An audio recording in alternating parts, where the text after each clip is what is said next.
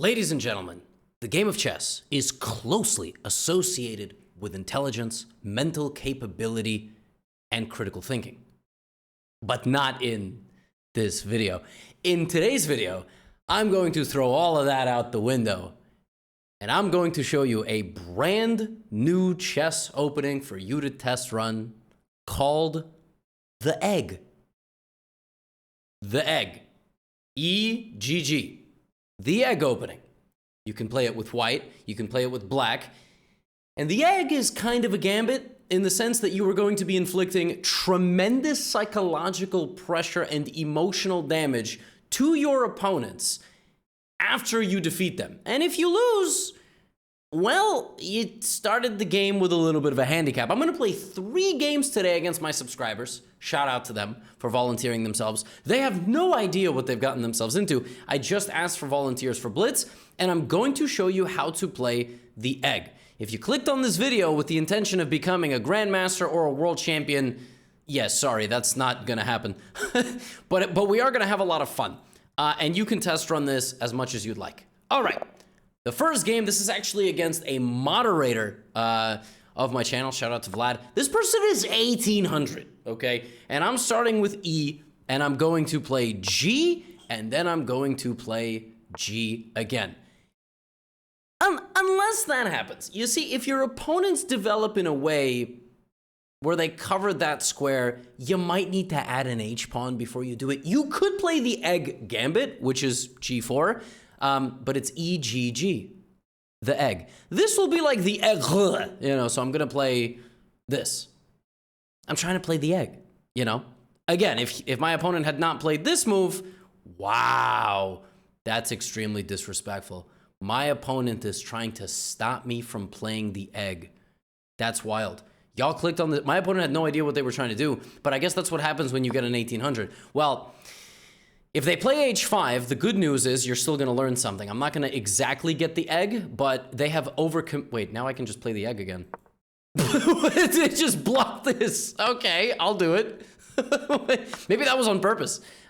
Maybe that was on purpose. Maybe they felt bad that they were getting rid of my Egg. Now I can play G5. So the rooks have been traded. We've now completely cut off this rectangle of the board. I'm attacking the knight. Now the Egg opening actually was first, I think, seen somewhere in an Eric Rosen video. Like, I'm not the inventor of this opening.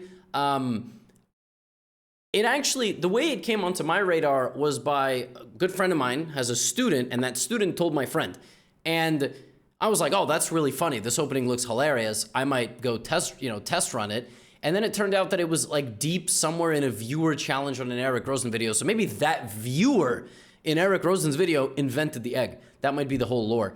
The pawn is under attack. I want to go here, but first, actually, I want to develop my queen because I don't want to block my queen in when I kick the knight out. And also when I play knight f3. So I'm expecting this or this, at which point I will play knight f3 defending my pawn, and then I'm going to go here. Also, I can go here. So I am expecting my opponent to play g6, which is a very natural move. In fact, a very good move. Okay, there's nothing wrong with that move. d3, kicking out the knight. And this kind of shows you like what might happen if your opponent prevents you from playing the Egg, EGG. None of my opponents, I think, moving forward, will have an idea of what's going on. Hopefully. I would like to get one normal Egg, right? So my queen was hanging, so I had to move it. And in general, we're going to be playing on this diagonal and this pressure. Do I have any advantage here? No. Am I instigating on my opponent's knights because of the strange development that he chose? Yes. So opponent plays a5, which means the knight is going to stay there. I'm not going to be able to get rid of it. It also means that probably he's going to try to castle this way. And, I mean, I can play knight h3, knight f4. I can take some space. I can move my bishop. I think I also just should play fast and confidently because I have a high rating and it's, very intimidating. I'm looking potentially to grab the bishop. Yeah, if this, I think I can give a check, actually. But then the bishop will go back, so I don't actually know if that accomplishes anything. If knight f4, I have this, check. I can take, let's just stay patient. Why don't we rush? Just go here. Life is good. What's the rush? What's the rush? All right. And this is sort of what might happen if the opponent overcommits with a pawn trying to get you to go here. But we're gonna have 2 more games. If you're bored of this game, because it's not exactly the egg, because my subscriber, my moderator decided to throw a wrench in the wheels, if you will. I still believe in us. I think we're still gonna get a nice big egg after this, or an egg or 2, in fact. I now have an idea. I'd like to go here. And then after takes, I'd like to take, damage the structure, and then play some sort of f4. But I do have to be careful. My king is in the center. It's a little bit unpleasant. Now my king's no longer in the center. Now I'm definitely going here. I'd really love to grab that bishop, so my light-squared bishop is the one surviving. This move had no real threat. It's not a bad move, but it doesn't actually... Like, I would love to go a3, but I can't really do that. Now we take. And maybe just f4. Taking a little space, queen is looking good, and again, I'm anticipating all of this. I might have to castle too. I might keep my king in the center because I'm feeling edgy. That's a good move. Maybe I will not be keeping... You know what? King in the center. I've played an egg, now let's keep my king in the center. And play might rotate over this way now. I do have to be a little bit on edge, like a tiny bit on edge, not a crazy amount on edge because that pawn is hanging. But maybe it's not the biggest deal. Maybe knight b5. Maybe I'll play b3. I have to be careful. My knight is a little bit uneasy here. Let's play bishop f3. Defend my queen, looking for rook h1. And then we can always get our queen in there as well in a move or 2. This is a well-positioned knight. Pawn to d4. Okay, it's definitely a good move. I mean, I think it's a good move. I don't actually know if it's a good move. If I take, the queen can come in. I think I'll take. I don't think I'm that scared. I don't know what my opponent thinking about. Okay, that was disturbing. f5, trade the queens, maybe. Maybe bishop e3 looks... I do like this move. The bishop's looking nice and sturdy here on the diags. Knight b5 could be next if the queen goes back to a square that's exploitable. That square is definitely exploitable.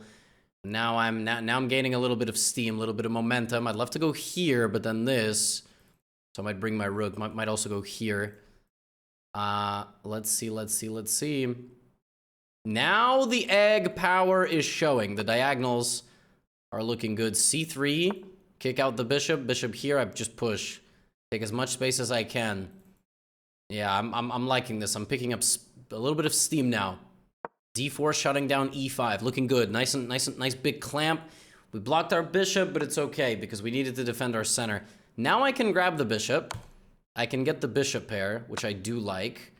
Maybe b3, but then the knight is coming to d5. Like, it's never quite finished, you know? It's never quite finished. I'd like to play b4. The knight is coming to d5, and it's just not... I'm just gonna go here. I'm gonna let him do this. It's very scary, but it might be worth it in the end. He's thinking. It's a good sign. That could be huge for me, but there is knight c4, which I really underestimated, actually. Oh my goodness, that's very scary looking. Okay, luckily knight d5 played. Still not, I mean, not finished by any stretch. I'm gonna take, because I think the queen endgame is actually better for me. I'm gonna play rook f1, targeting this pawn, push my opponent back, and now we just have to win a good old-fashioned endgame. Unfortunately, that is how a lot of chess games finish. You have to actually play chess, and the egg is no different. It's a very fun opening, and I obviously have a lot of space, and my position is looking very comfortable, but I still have to win the game. I'm gonna accidentally blunder this pawn, and then... Oh, I don't have rook c1. Wait, I do have rook c1. Because after check, I have this, and when he takes my bishop, it's very nice. Very nice, we're picking this up. And we will get the job done. Took a little while, 1800 was tough, but... Okay, well, the rook endgame is certainly... I mean, the bishop endgame is certainly winning for me. I'm gonna take that, and not let the king get close. King f5, And my opponent will play until checkmate, because you never know. I mean, I'm a good player, but even I'm capable of blundering a stalemate. But now any move. There we go. Okay. That was a fun game. This is, again, the worst thing that they can play, like queen's pawn and knight, to stop you from playing the true egg. I was really hoping my opponent, after h3, would just let me do it and just go here. So it's the EG, HG. But unfortunately, it was not meant to be, and I had to do it the way I did it. But now, hopefully, we get a real egg. We are going to play now a 1250, and then we are going to play and again, knight and bishop could be a thing. There it is. But if they let you play like this is what I'm looking for. E, G, G. I hope one of these people lets me play a normal egg. You know, with white, you're supposed to just be able to play an egg. You're not really supposed to have to, you know, beg for it. But this is what it would look like. Now, we're taking a look at where the opponent is going to castle. We can develop our pieces like this. Opponent has castled short. One of the nice ways to fight here is to put the knight in front of the bishop and then play G4 and H5. Now, to fully finish this, I might need to play this. Wow, A4. Okay, that's a peculiar move. I guess I can just develop. I can also castle. Let's just castle. Let's not play in any wild way. Our bishop is always going to be good. This is very much instigating, but I have my own pawns, dude. And this is the benefit of having played the egg. I gained a little bit of space on that side of the board already, so my pawn attack is actually quite a bit faster. Now, you could castle the opposite way, but there was no point because my opponent already started hostilities here. Pawn to G4 looks good. I like this move. Send the knight back, send the bishop back, and just walk straight into the position. Pawn takes is actually a good sneaky in-between move, but I just take, and then maybe F4 first was a bit more accurate. But see now, I guess there is this move, actually. That could be a bit of an issue. Boy, I'm not playing that great today. I should have been a bit more patient. Okay. My opponents are not punishing me. And they definitely could have. That last move was not the most accurate. But now we have this. And you see what the egg can turn into? The turbocharged egg. And if pawn to G3, I'm not taking. I'm getting in closer here. And I gotta tell you, this looks really unpleasant for white. I mean, F3 is like almost mate. If you take, I've got knight H4. If you take, I'm going knight H4, knight F3 maybe. I also can take this. Let's just not forget. The very powerful bishop that gets developed with the egg can really cause some problems there. Now, I could have taken to try to open this, but I didn't like the fact that if I took, then my queen would be locked. We might trade rooks. So I decided to keep it a bit more closed. Wow, F3. First of all, my knight is hanging, right? So that's what that move does. I have to be a bit careful.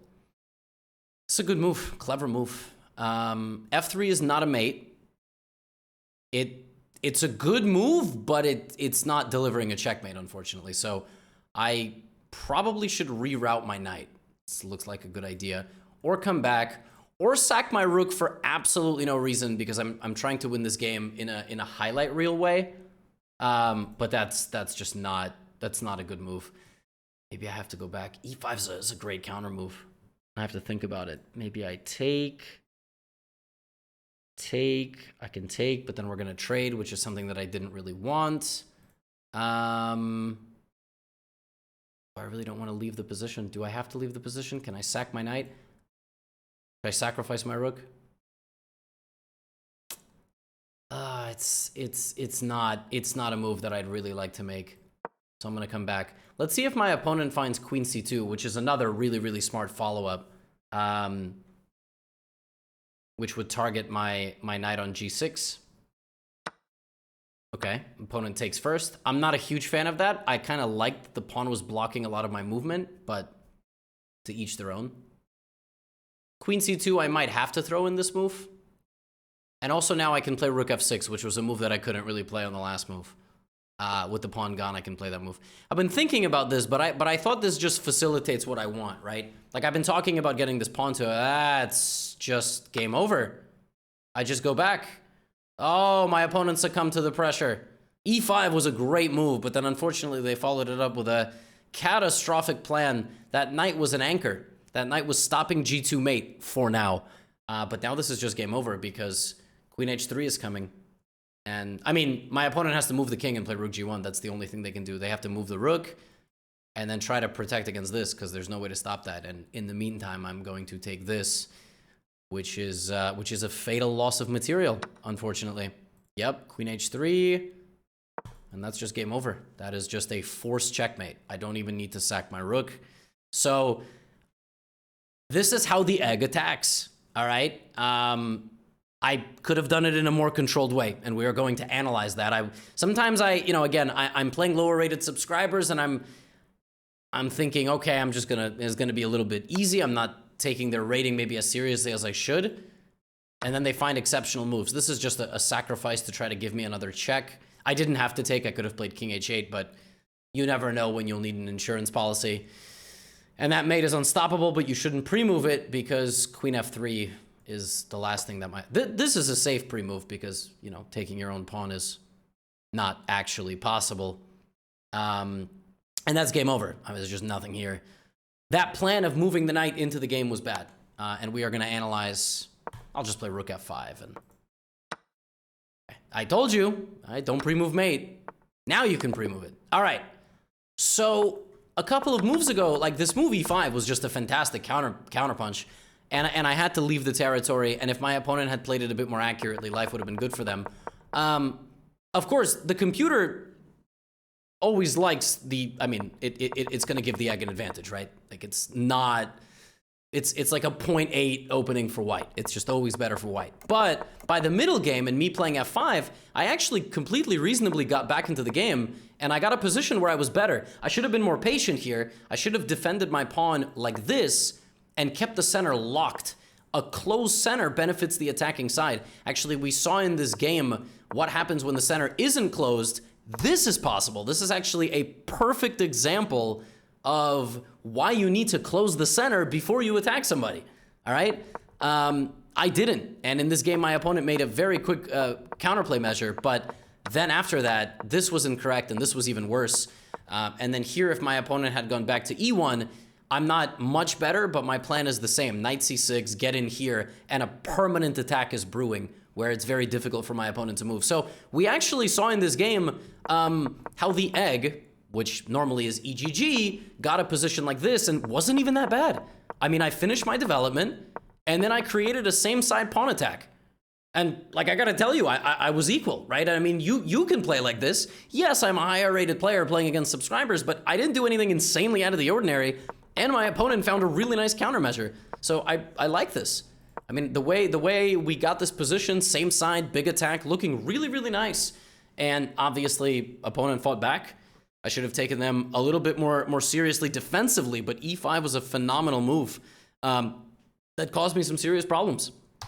All right, next game is against Atomic Banana. Now, again, you can start with E. You can also start with GG. Hopefully they don't... Okay. With white, you are more or less guaranteed to get an egg, unless, again, they play h5, which is like... If all of these subscribers act up like this, that would be very annoying. You can play h3, right? You can prepare it. But now we have actually played our very first official egg of the day. E, G, G. We've played an egg, all right? And now we're gonna try to play this in a similar style to the other games. We're putting our bishop here. It's a little bit like a grab, but it's, not exactly the grab. E4 allows us to have a target very early. I'm not a huge fan of e4 because black has already moved that pawn and it was really comfortable where it was. Here, it might just help us. Like, it's just gonna help us get developed. If queen takes, there is this. So I might take with the pawn, although I just don't wanna go for a queenless position, so I'm gonna do this. If knight f6, I can even already begin playing g5. So I don't even need to keep my pawn passive on g4. I can keep it a bit more active on the g5 square and then like this. So, okay, this person is just trying to trade off a bunch of pieces. I don't want to allow this, and I don't want to get rid of my knight. I thought about putting my knight in front of my queen, but I don't really see why I would do that. So we can add another element of the egg now, which is potentially some queen pins and all of this stuff. Or I can make a big center, maybe a big center egg. Blocking my bishop, but huge center. and then maybe f4 as well, and maybe all of this. So slightly different than the last game. We have a lock center this time, maybe h3, and then f4 to just get all the E, F, G pawns rolling, and that's the way we're going to do it this time. Obviously, something might come to b4, so a3 is always good. a3, b4, always good now. I can go for the Giga Egg. Might as well play like this, maybe. f4, there's queen h4 check, so yeah. This is very risky and completely unnecessary, and I could have just finished my development with like knight d2, or a3, b4, knight d2, or bishop f4, and then something like this, but I gotta go for the Giga Egg, right? This is all my pawns going together, center is locked, and I'm, you know, it's stupid looking, but it's actually not that bad. Like we saw in the last game, Stonkfish gives it a slightly worse evaluation, but it's nothing drastic, all right? Queen d7, trying to win my egg pawn. I can Uno reverse it on my opponent. That might be kind of funny. I have a feeling my opponent's gonna go for a queen trade maybe, but I can just kick my opponent out. Okay, here come all my pawns. So there's the big center. If queen g4, I might not have a choice. I might actually have to trade queens, which is... All right, no problem. We'll play a queenless game. Now, very important, you don't allow anything here. So a3, comfortable move, stopping anything from going to b4, and a5 is played. That's not an unreasonable response, and maybe I'll play like knight d2 and then b3, or maybe just b3. Let's go here. I also don't know where my opponent is going to commit the king. Also, my opponent is probably like 1500 rapid because they're playing very, very well. I can trade bishops, so I can bring my king forward. I can trade bishops the other way. I can trade bishops this way. I can also play knight b3 and not trade bishops. But if I play knight b3, where's my knight going after that, right? That's how we have to think about things. Let's play bishop f3. I'm going to offer, get this developed, and then I will make my next decision after that. So this time, we're not getting a big same-side attack, although we could. Like, that's still a thing. It's just, okay, opposite side castling. We're not going to get that. I can still play a move like f5 and you know, have a lot of space, but this is looking much more like an endgame. So we got to get our king involved, and we've got to finish our development. We got to find where we're putting our rooks. So this is an egg endgame, right? f5 is a good move, trying to win some central space, maybe, which is exactly why I thought that I should play f5. I can't play b4, so let's play b3, bishop b2. Knight g6 is also a really tough move. I should have played h5. Okay. Maybe I wanted to go here, but then d3. So I'm gonna go here and hit the bishop, but yeah, even my 900 rated opponent is fighting back today. The subscribers today came to fight. I mean, really came to fight, which I like. I appreciate that very much. I can take, but then the rook is active. So maybe we do this. This is tricky stuff. We're opening up our rook and potentially deflecting one of these pieces off the d4 square. But I think a move like knight d5 is totally reasonable. It's a gambit. Like I'm gambiting in the endgame to try to open up the b and a lines. And it's, again, okay, my opponent respected me. So now I can play b5, which I think was a little bit passive, but again, that was sort of the idea. Hopefully get them a little bit on edge. And now I have the A file, so I have the A file to work with. It was a bit of a bluff, and I feel like Stockfish would have called it, but luckily well, I don't know if I'm playing Stockfish, but I don't think I am. Knight d4, there is a tactic here, which is this, and then rook d4, but I think, yeah, I think I have b6, and I also have this. I don't know which one of them is better, but this looks quite vicious. This looks quite vicious now, utilizing the bishop and the pin, and this is how the egg attacks on opposite sides. All right? In the first game, we had a pretty imbalanced egg, a weird egg. This time we have opposite side castling egg. Knight d5, but that hits this, but unfortunately this is a check. So I win material ooh, that's not, they should have went in front of me.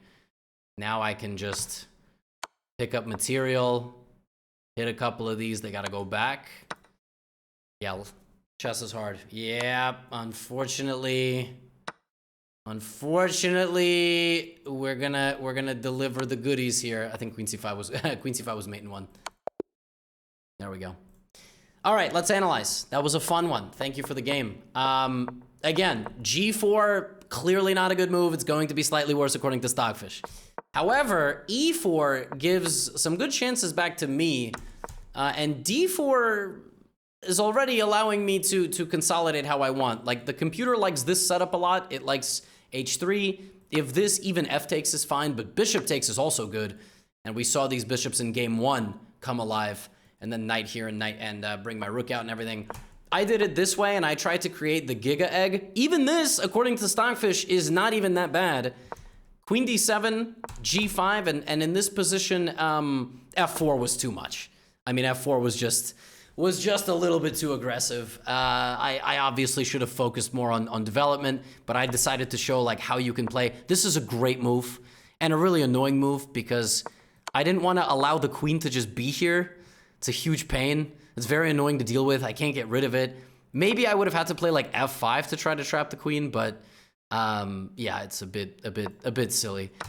So I traded and I did it this way, and my opponent played very well. I mean, I equalized, you know, I got a decent position. Of course, here I should play F5, but they played F5 themselves, which was a fantastic move. F5 severely restricts the knight, and if something like this, you know, I'm more than happy applying pressure for the rest of the game.